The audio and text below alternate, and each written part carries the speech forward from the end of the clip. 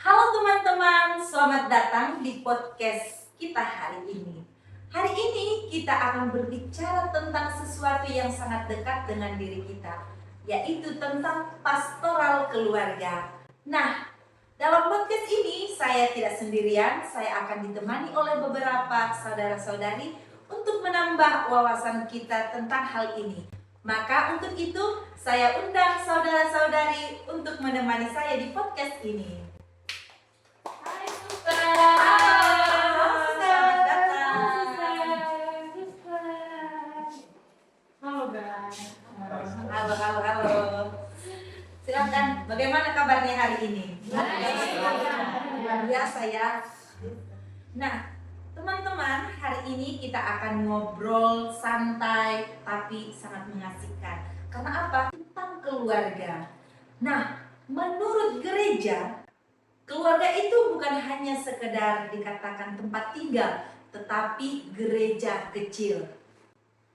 Dalam pandangan Konsili Vatikan kedua, keluarga adalah Ecclesia Domestica. Artinya apa?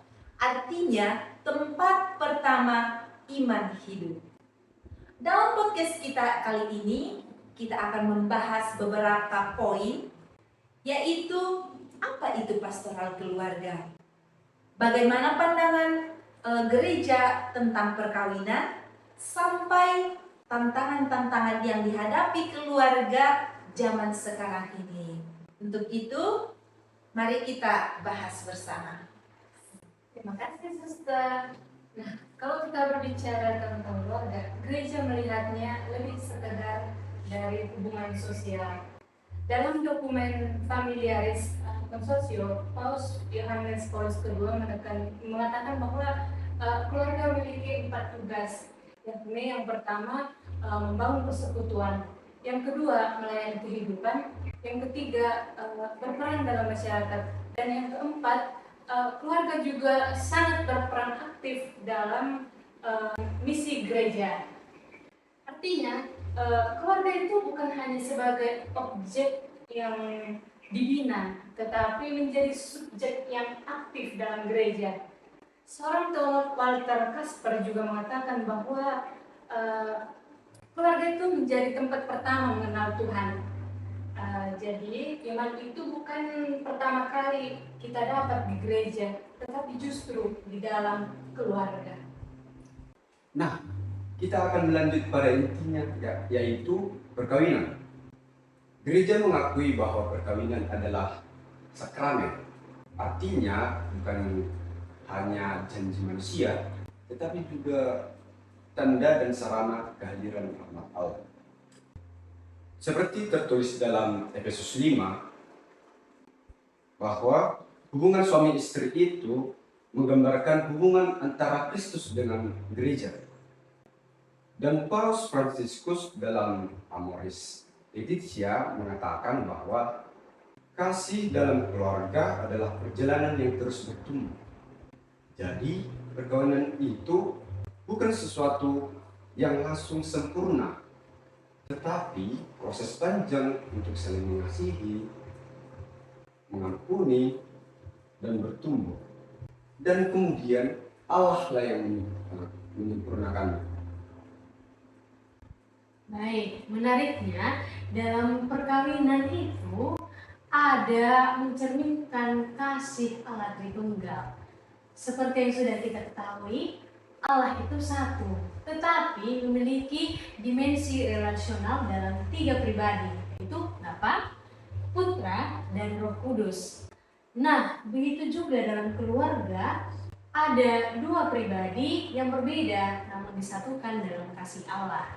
Seperti yang dikatakan Paus Yohanes Paulus II, bahwa manusia itu diciptakan menurut gambar dan rupa Allah.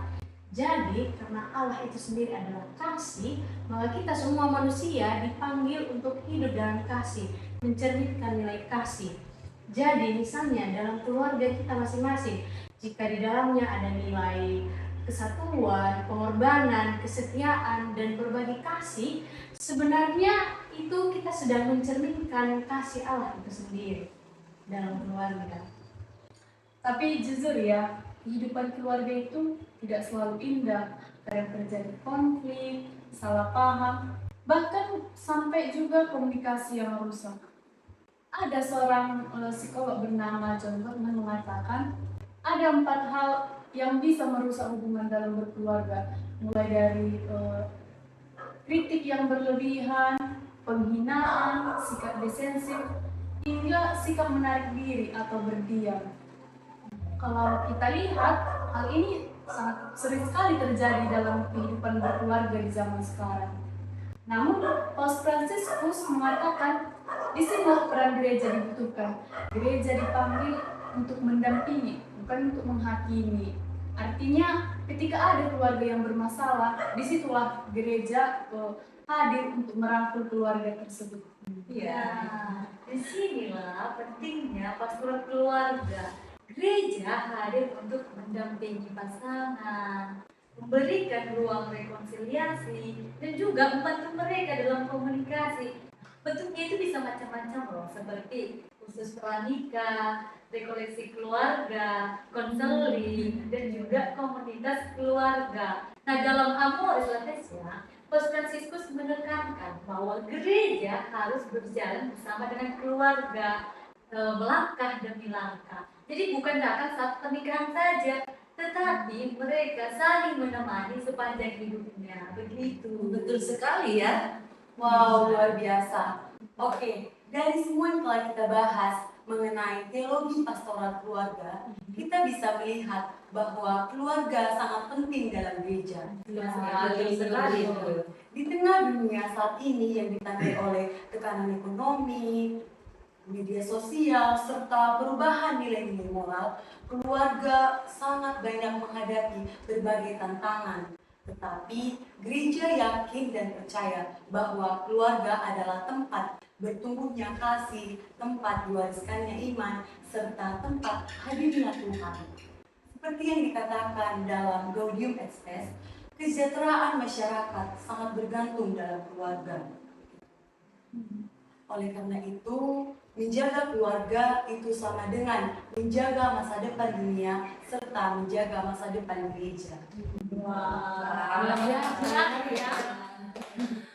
Baik teman-teman, terima kasih atas obrolan kita hari ini, sharing yang sangat luar biasa. Dan terima kasih juga telah menonton kami dan juga mendengarkan kami. Akhir kata kami ucapkan terima kasih. Tuhan memberkati.